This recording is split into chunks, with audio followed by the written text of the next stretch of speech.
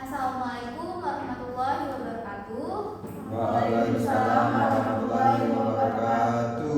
Sebelumnya terima kasih kepada Ibu dosen pengampu mata kuliah Pendidikan Kewarganegaraan Ibu Yonawati MH yang telah memberi kesempatan kepada kami untuk presentasi. Perkenalkan, nama saya Soraya Emilia, kemudian ada teman saya. Nama saya Rizka Sayyidah Purwaspura. Nama saya Zulfi Dilapofiro. Nama saya Yolanda Andareska. Nama saya Zakaria Lesmana. Nah, di sini kami akan mempresentasikan tentang dinamika Mahkamah Konstitusi dalam menjaga konstitusionalitas di era demokrasi modern.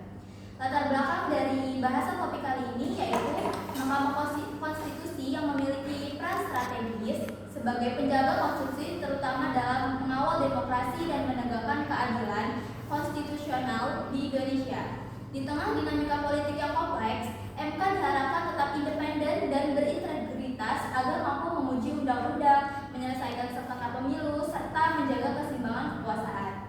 Namun, tantangan seperti tekanan politik, penurunan kepercayaan publik akibat kasus etik hakim, serta kontroversi dalam putusan tertentu memunculkan pertanyaan mengenai efektivitas dan kredibilitas MK.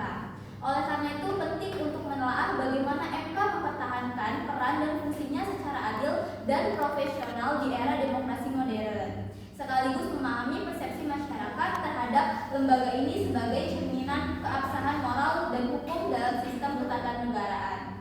Karenanya, ada 4 topik yang akan dibahas pada presentasi kali ini. Yang pertama ada peran Mahkamah Konstitusi, yang kedua ada dinamika dan tantangan yang dihadapi Mahkamah Konstitusi, yang ketiga ada tingkat independensi Mahkamah Konstitusi, yang keempat ada persepsi publik terhadap Mahkamah Konstitusi. Topik pertama akan dibahas oleh teman saya bernama Zulfi Dila, kepadanya dipersilakan. Peran Mahkamah Konstitusi dalam menjaga konstitusionalitas. Mahkamah Konstitusi atau MK merupakan lembaga tinggi negara yang berperan sebagai penjaga konstitusi dengan kewenangan utama menguji undang-undang terhadap Undang-Undang 1945, memutus sengketa kewenangan lembaga negara, pembubaran partai politik, serta hasil pemilu. Selain itu, MK juga melindungi hak konstitusional warga negara, mengoreksi produk legislasi yang tidak sesuai prinsip demokrasi dan HAM, serta membangun budaya hukum konstitusional di Indonesia. Dalam menjalankan peran strategisnya, MK menghadapi tantangan seperti lemahnya kajian konstitusional dalam pembentukan UU, tekanan politik terhadap independensi hakim, dan rendahnya literasi hukum konstitusi di masyarakat. Kemudian bahasan kedua akan dibahas oleh teman saya bernama Rizka, kepadanya Dinamika dan tantangan yang dihadapi Mahkamah Konstitusi. Mahkamah Konstitusi atau MK memiliki peran strategis dalam menjaga konstitusi dan menegakkan demokrasi, terutama dalam kerangka konstitusional demokrasi. MK juga menjadi bagian dari sistem check and balance, yaitu penyeimbang kekuasaan antar lembaga negara. Menurut Permata Sari tahun 2025, MK tidak hanya berfungsi menjaga dan menegakkan konstitusi, tetapi MK juga menegakkan demokrasi. Artinya, MK adalah garda terdepan yang memastikan prinsip demokrasi tetap berjalan sesuai dengan konstitusi. Namun, dalam praktiknya, MK menghadapi tantangan serius. Salah satunya adalah revisi keempat Undang-Undang MK yang mengatur batasan usia hakim, masa jabatan, serta evaluasi kinerja. Perubahan ini banyak dikritik sebagai bentuk court packing, yaitu upaya intervensi politik terhadap komposisi hakim di MK. Menurut Gracia Holgado dan Raul Sanchez Uribarri di tahun 2025, court packing adalah strategi politik dengan menambahkan hakim untuk menciptakan mayoritas baru di pengadilan. Ini menunjukkan adanya potensi ancaman terhadap independensi peradilan konstitusi. Selain itu, MK juga menghadapi keterbatasan dari sisi kewenangan. MK hanya dapat menangani sengketa antar lembaga negara yang kewenangannya disebut secara eksplisit dalam Undang-Undang Dasar 1945. Ditambah lagi, MK tidak punya kekuatan untuk mengeksekusi sendiri putusannya. Menurut Henrico dan Olivia tahun 2025, Mahkamah Konstitusi tidak memiliki kekuatan eksekutorial atas putusan yang dikeluarkan. Dengan kata lain, meskipun MK sudah memutuskan perkara, tetapi tidak bisa langsung memaksakan pelaksanaan putusan tersebut. Meski begitu, MK terus berbenah. Salah satu bentuk inovasinya adalah digitalisasi sistem peradilan melalui e-court. Masyarakat kini bisa mengakses layanan hukum hanya dari smartphone, cepat, mudah, dan gratis. Menurut Andani tahun 2021, digitalisasi ini adalah upaya luar biasa untuk menciptakan pengadilan yang adil, transparan, dan akuntabel. Hal ini sangat penting untuk membangun kepercayaan publik terhadap lembaga peradilan. Mahkamah Konstitusi memegang peran kunci dalam demokrasi Indonesia. Meskipun tantangan datang dari sisi politik dan hukum, MK tetap menunjukkan komitmennya menjaga konstitusi melalui inovasi seperti e-court. Kemudian topik ketiga akan dibahas oleh teman saya bisnis zakat pada yang besar. Jadi tingkat independensi Mahkamah Konstitusi. Jadi apa itu Mahkamah Konstitusi? Mahkamah Konstitusi merupakan lembaga yudikatif yang memiliki posisi sentral dalam menjaga supremasi konstitusi dan kualitas demokrasi di Indonesia. Dalam menjalankan kewenangannya, Mahkamah Konstitusi dituntut untuk bersikap netral, imparsial, dan bebas dari segala bentuk tekanan politik. Namun, dalam praktiknya,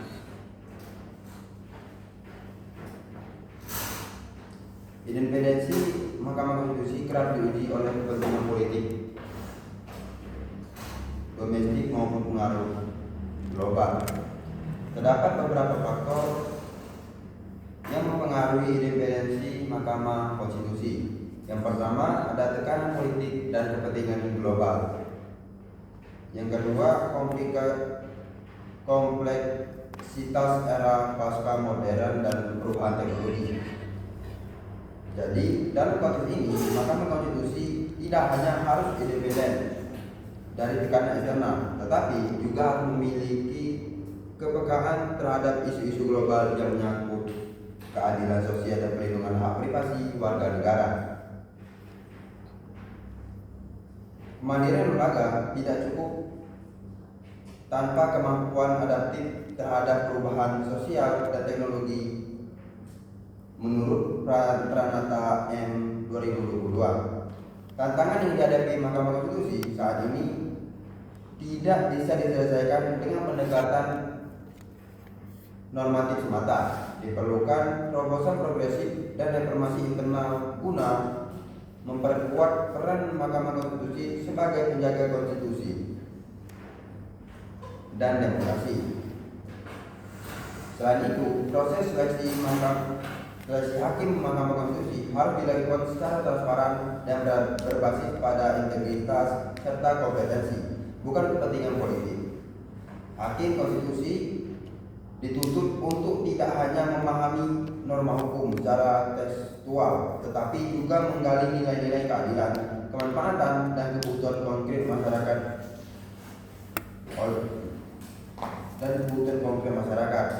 Independensi Mahkamah Konstitusi adalah syarat mutlak bagi tegaknya hukum dan demokrasi yang substansial di Indonesia. Namun, di tengah tekanan politik, domestik, dan pengaruh global, serta tantangan era pasca modern yang kompleks, independensi ini semakin rentan.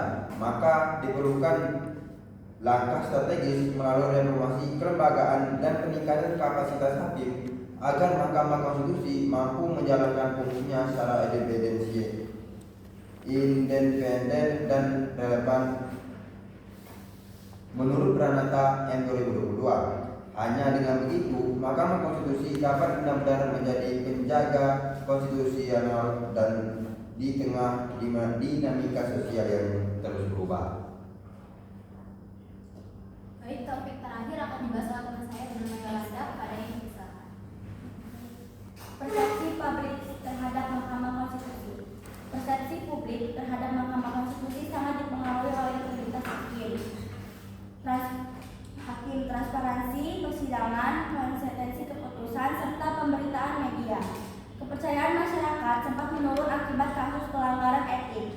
Namun reformasi internal membantu memulihkannya. Efektivitas MK dinilai dari keberanian dalam judicial review dan dampak putusnya terhadap keadilan dan kepastian hukum. Untuk menjaga legitimasi, MK memerlukan mementingkannya transparansi, merekrut hakim yang independen dari kepentingan politik, dan memperkuat sosialisasi keputusan, serta mendukung publik melalui pendidikan konstitusi.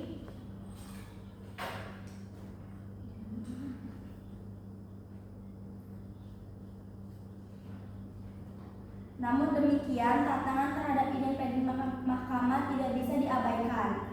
Upaya pelemahan melalui revisi UU Mahkamah Konstitusi, pengangkatan hakim yang dinilai bermuatan politis, serta inkonsisten dalam menekankan etika internal, memicu kekhawatiran bahwa MK dapat menjadi alat legitimasi politik tertentu. Hal ini tentu berbahaya bagi eksistensi dan kepercayaan publik terhadap lembaga yudisial tertinggi ini. Oleh sebab itu, integritas personal para hakim konstitusi, mekanisme rekrutmen yang transparan dan akuntabel, serta penguatan peran lembaga pengawas etik menjadi persyaratan mutlak untuk menjaga marwah MK sebagai institusi independen. Pandangan masyarakat terhadap MK sejauh ini cukup beragam, sebagai menilai MK masih menjadi benteng terakhir dalam menyelamatkan konstitusi. Sementara sebagai lainnya mulai meragukan kredibilitas lembaga ini pasca sejumlahnya kontroversi. Hal ini menjadi sinyal penting bahwa legitimasi MK bukan hanya ditentukan oleh kewenangannya secara normatif, tetapi juga ditentukan oleh kepercayaan publik yang lahir dari konstitusi dalam menjaga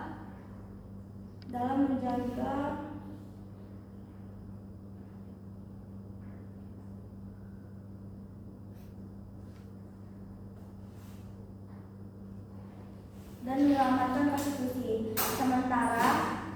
Sementara itu, kewenangan secara normatif juga ditentukan oleh kepercayaan publik yang lahir dari konstitusi dalam menjaga keadilan, keberanian, dan menghadapi tekanan, serta transparansi dalam setiap putusannya. Baik, itulah empat topik bahasan pada presentasi kali ini. Dari keempat topik bahasan tersebut dapat diambil kesimpulan, yaitu Mahkamah Konstitusi memiliki peran penting dalam menjaga konstitusionalitas undang-undang dan menjadi pengawal demokrasi di Indonesia. Nah, di tengah perannya tersebut, MK menghadapi tantangan besar seperti tekanan politik, revisi undang-undang MK, dan isu independensi hakim. Nah, dalam menghadapi tantangan tersebut, independensi dan integritas hakim menjadi kunci kepercayaan publik terhadap MK. Pandangan masyarakat yang mulai beragam, ada yang masih percaya, namun juga banyak yang mulai meragukan kredibilitasnya. Nah, di era digital dan keterbukaan informasi, MK harus lebih responsif terhadap isu sosial modern dan tidak hanya terpaku pada teks hukum. MK juga harus melakukan reformasi internal, menjaga transparansi, dan membuka dialog dengan masyarakat agar tetap relevan dan dipercaya. Karena MK harus tetap menjadi penjaga konstitusi yang berani, adil, dan bebas dari pengaruh kekuasaan demi tegaknya demokrasi di Indonesia. Sekian presentasi dari kami, kurang lebihnya kami mohon maaf, kepada Allah kami mohon ampun. Wabillahi taufiq